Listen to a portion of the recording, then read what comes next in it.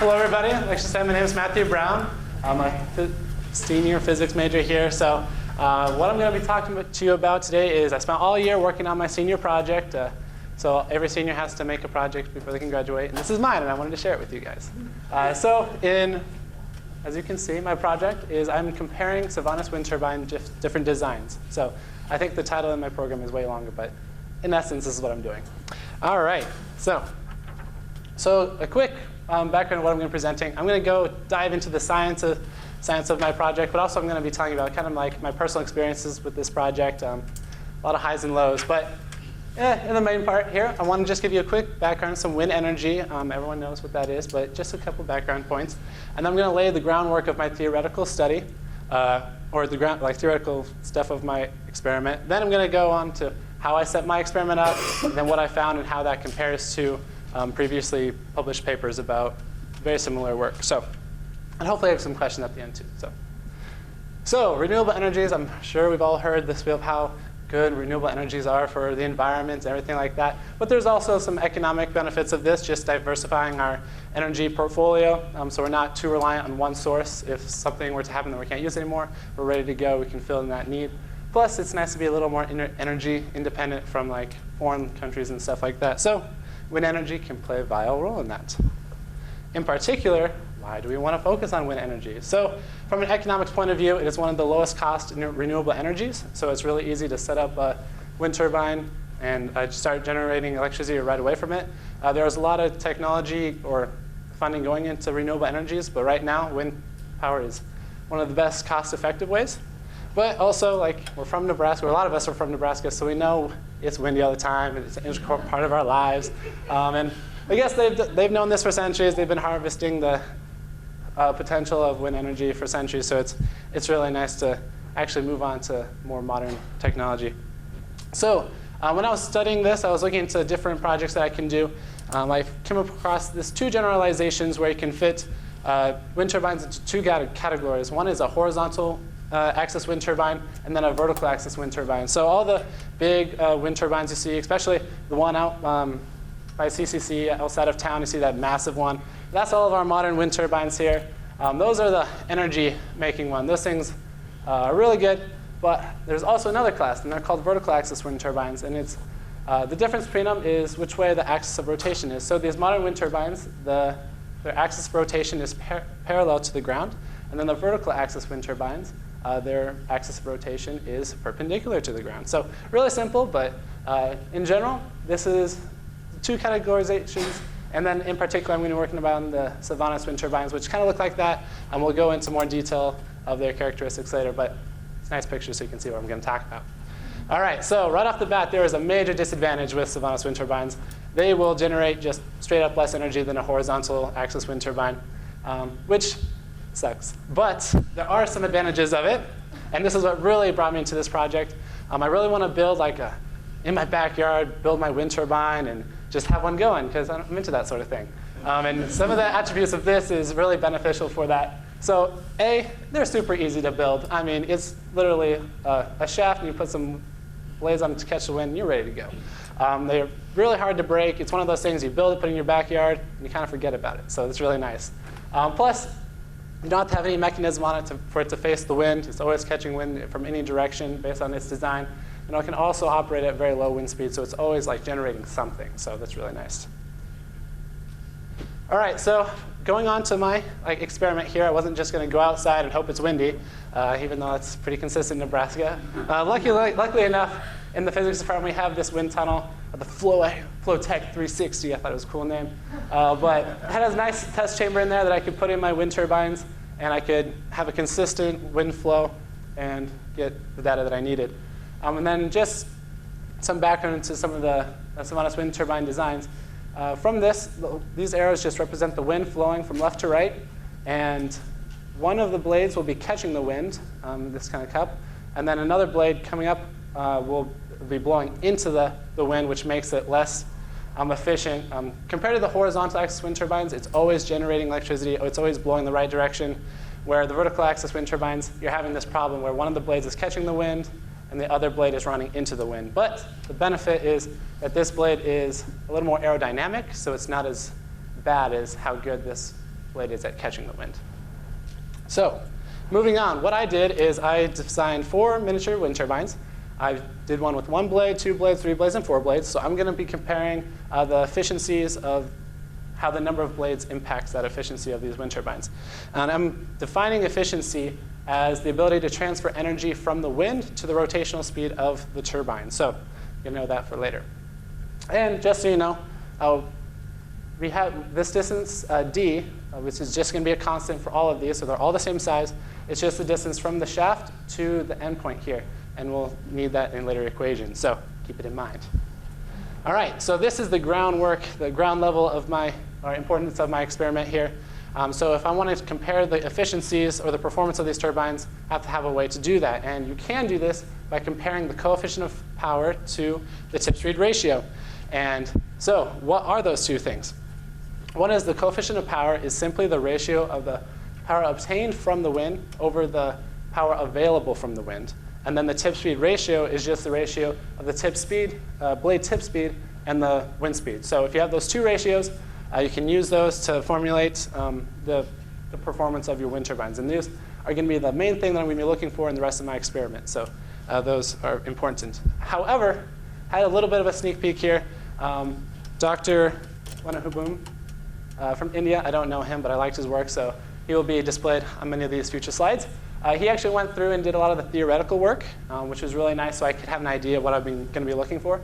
So in theory, like a perfect world where everything's amazing, these are the profile curves that we're going to be looking for. And each one of these lines represents a different number of blades on the wind turbine. So just from this graph, you can kind of see, I call them hills. So each hill for each wind blade corresponds to its performance. And based on the area and just the shape of the hill, you can kind of get a sense for the efficiency. So moving on. One of the things we need to find is a tip-speed ratio. So how can we do that? Luckily for us, the tip-speed ratio can be found very easily. We have this nice equation. When you break it down into its components, this is what we're going to be looking for. So we already know a lot of these components. D, that's my constant. That's just the distance from the center to the tip. We know that's going to be the same for all of them. So we have that check mark. Then we also have the wind speed. That's V. That's what I'm going to be controlling. That's what I'm using the wind tunnel for. So we have that in control. And then, so the only thing we really need is our angular velocity. And that is what I'm going to be measuring in one of my experimental setups. So once we have all 3 of those, which this is the easy one to do, we can find the tip-speed ratio, and we're halfway there. So moving on. The coefficient of power, it's a little more tricky, but still kind of the same principle. We're still trying to find that ratio. So we're actually very nice because the total power available has a lot of work done. We have a nice equation for that one. And that's just 1/2 times the density of air, which I had to account for being we're not at sea level. So I had to do some math and figure out what that is here. And then we also know the area swept out by the blade. That's just the height of the blade times our distance d. So we know what that is. And then v is the same as before. That is just our wind speed that we've controlled with the wind tunnel. So we already have the bottom half of our equation set up. So the only thing we need to find is the power obtained. And the power obtained requires these 2 bits of information. One is the torque. That is going to be our new piece of information that we're going to be finding. And then we also have to use the same angular velocity that we found before. So the only 2 things we need to find is our angular velocity and then our torque. If we have those 2 values, then we can find our coefficient of power and our tip-speed ratio, and then we can find our performance. So there we go. We're in good shape. So this is where I sat for most of the semester. Right there, we're looking, just staring at this wind tunnel and getting measurements. Yeah, it was a long time. But anyway, so to get started, the first thing we had to do, we had to build 4 wind turbines. Then we had to build a mounting board for this test chamber. And then we also had to calibrate our equipment. So first thing we did was I built my wind turbines. And this was by far the funnest part. I really enjoyed doing this. And actually, I brought them along. So I will pass them around. The one-bladed one is if you break it, I'll blame you, but it's OK. But you can just pass these around. I had to use a lot of WD-40 on them, so that's always helped. You know, it's a good science experiment if you do like WD-40 and duct tape, and I had both of these, so it's nice. You can just pass those around. You can hold them by the bearings and blow on them if you really want to see if they spin or not. Hopefully they still do. But it was a great moment when I put it in the test chamber and they started spinning for the first time. Man, it was a great moment. But it was actually a crazy experience. Like, it was fun trying to get this to be what it was. One of the things we did was I had to get the right bandsaw blade to actually cut steel or aluminum, and that was so helpful. I was started doing it by hand. Oh man, it would take me a half hour to like make one little cut thing. It was brutal. So bandsaw really increased production time. I could, at the very first one, which was my prototype, I think it took me about 2 days to build, and then after that I kind of got the hang of it. I could like rep one out in like a half hour, so it was really nice working on those. But I decided to make them out of aluminum because I wanted them to be a little more hardy, and I don't know if I was going to like use them all the time, how many tests I was going to have to do to them, or if they're going to break down. Plus, they look better. And then also, actually, so the easiest one was the two-bladed one because the shaft, I could just cut a line right down the middle of it and put some blades in there. But the three-bladed one, and if you can see it being passed around, I had to cut the shaft 3 times down the vertical way. And so every time I'd cut it, I had to glue it together, cut it, glue it together, cut it, glue it together. So it's about to like explode out. So that's why it's still got that wire around it if you see it.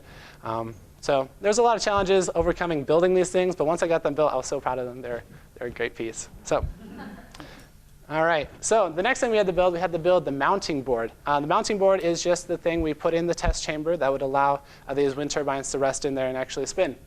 So it was a process. So we actually got all this measured out, so this is fit right into the test chamber, like you can see. But you see this duct tape. We made a lot of wrong hole sizes. So we put them in there.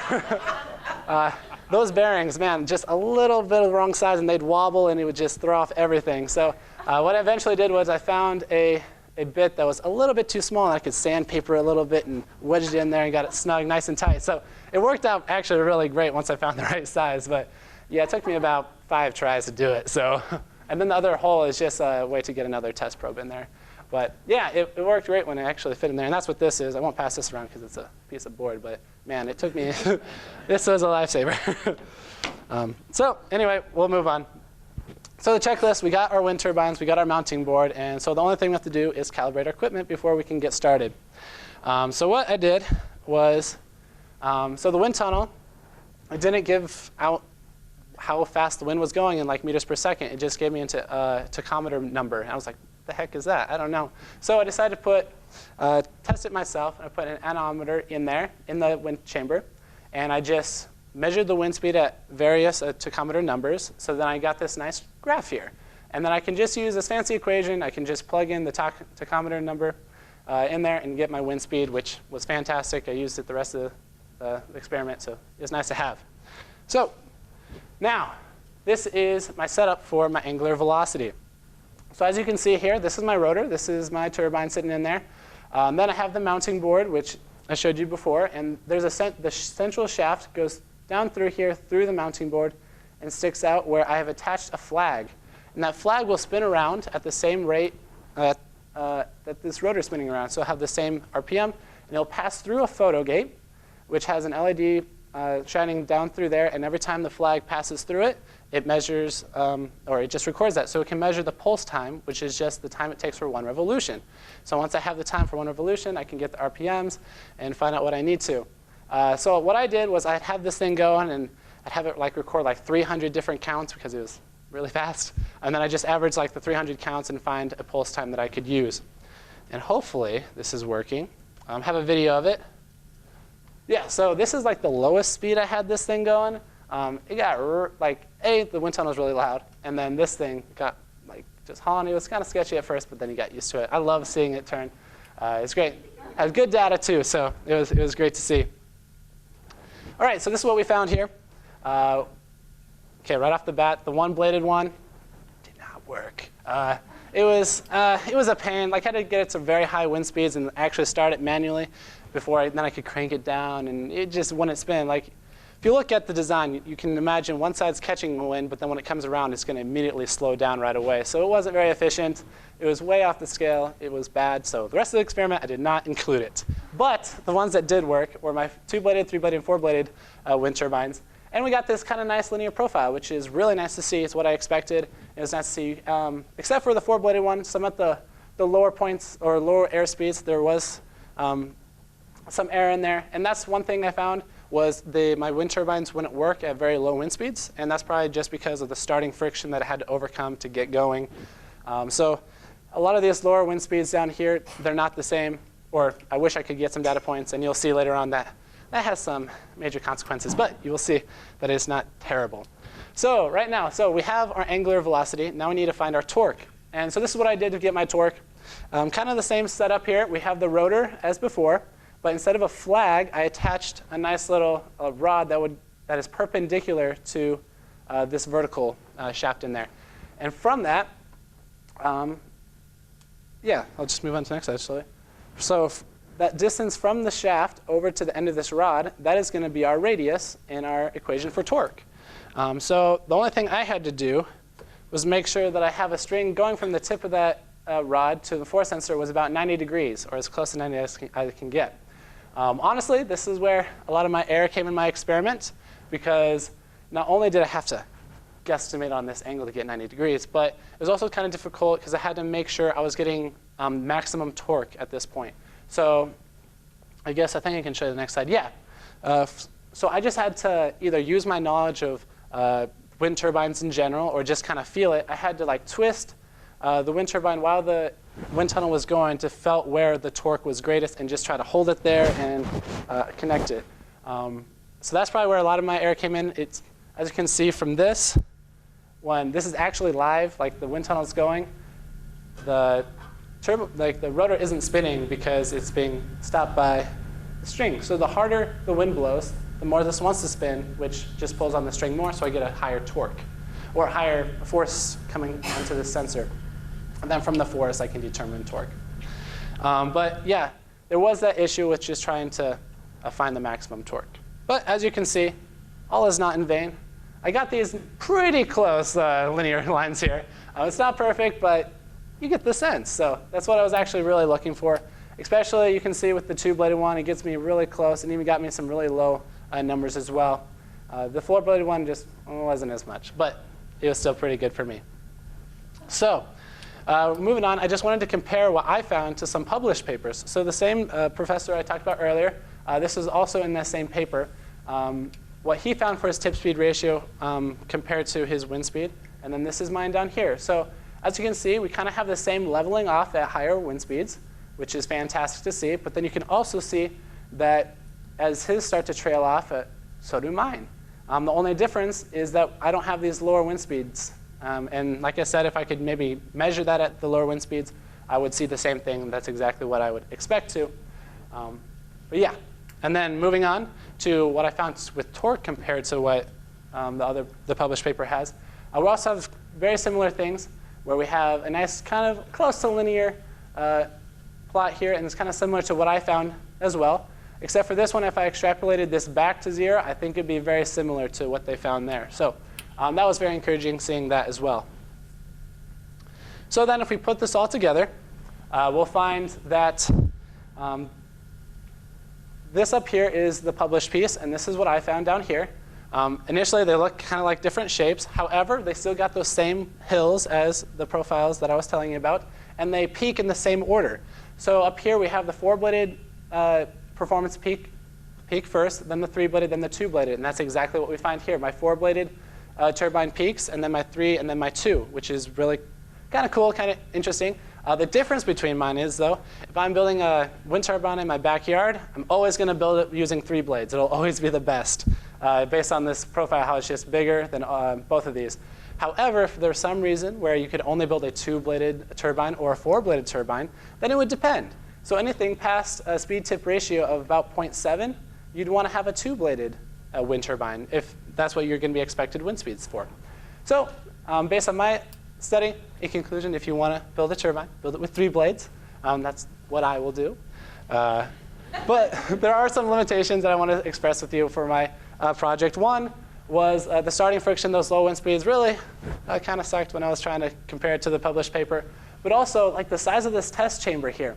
At first, I didn't think this was going to be an issue, but then we found out that, so my wind turbine in there, it's got like, I don't know, 1/2 inch on both sides to let air pass through, and we think that might have affected some of the speeds that I was seeing, which I was like, I didn't even think of that. So if we have an even bigger wind tunnel, I could even get better results. So that's great.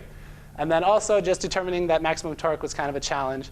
But there are some other equipment. If I have like unlimited money, I could buy stuff that can do that for me better. But I like my rod and string method.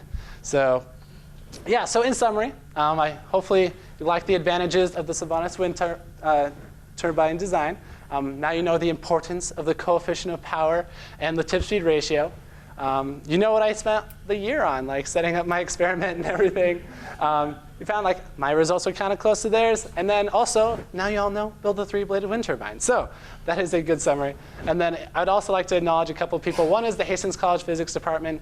Used like the wind tunnel, help funding my project and everything. Couldn't have done it without them. Plus, Dr. Beaver in the back there, he was my academic advisor, just helped me work through the theory, helped me just like, hey, I have this problem. What do you think I could do? Help me out with that. Couldn't have done it without him. And then also, my dad. I stole some equipment from him, so that was nice. So, all right, thank you very much.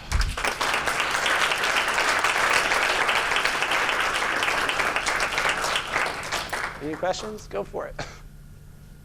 Yeah. So you said that the vertical axis turbines don't produce as much power. How much power do they produce? Like, what kind of things do they power? Okay, I don't have the exact numbers for how, like, comparing the horizontal with the vertical axis wind turbine. Those plots that I was showing you with the curves at the beginning, like the theoretical model, that would be like in the bottom left corner of like this giant chart, and like the horizontal ones would be like arching way over them. They're way less efficient. However, the vertical axis wind turbines, if you put them up, like they'll power, like they'll charge batteries, they'll light up lights and everything. Like they're very practical for like small scale things. So if you're also like building a cabin and don't want to like have like power lines going out to your cabin, put one of these up. You know, that could help supplement some of your energy needs. It's not going to like power an entire house or anything, but it's just like that extra bit that you don't have to pay for, and you're kind of doing your part to help the environment. So there you go. Yeah. How come your results are so much different on the hills? Like you're saying, compared to the peaks were in order, but why were they so much different? like mine compared to the published paper. Yeah. I think that's coming down to like my, oh my bad, just my error in my project. Like you can see, like mine peaking up here at about like 0.6 coefficient of power, and theirs are peaking like at 0.03. So mine are way taller than theirs. It's a good question. I think that's just a lot of my error that come into my experiment. Plus, we used just slightly different. It wasn't like the identical setup as before, like if I had a bigger wind tunnel and stuff, and just different ways how I measure torque. So, yeah. Oh, yeah. Okay, so the big concern about big wind turbines is that migratory birds run into them. And so I was wondering, are these like a good substitution for like the horizontal? Absolutely. That was one of their key attributes, is that birds don't have a hard time noticing where they are because it's like pretty opaque. Like you can see one of these from a mile away, I guess.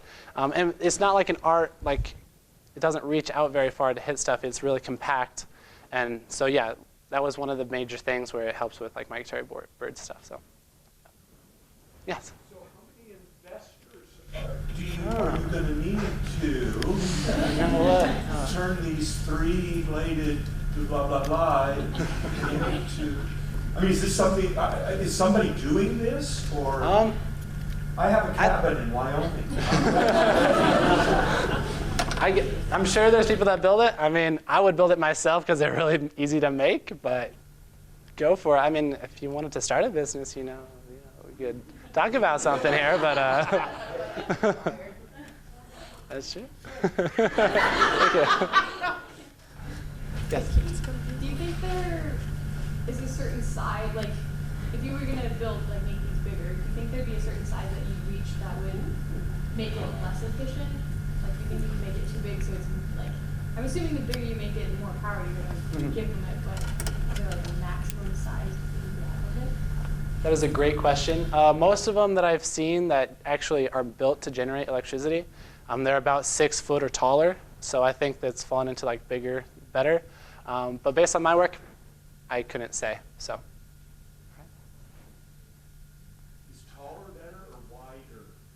That is a good question. It comes down to, I guess I can show you in this. I'm ready to start cutting into like aluminum trash cans. That's actually, if you want it, like I went all out for mine. I had aluminum and bent it and everything. A lot of people, they just, you see a trash can on the side of the road, you just cut that down. Oh, you got two half cylinders, just attach those to a pipe and you're ready to go. So, okay, yeah, that's true. That's true. But to answer your question, it just comes down to this sweeped area. If you have either really tall or really wide, it just counts on, if you multiply those two values together, which one's bigger. So, all right, well, if there is any more questions, thank you.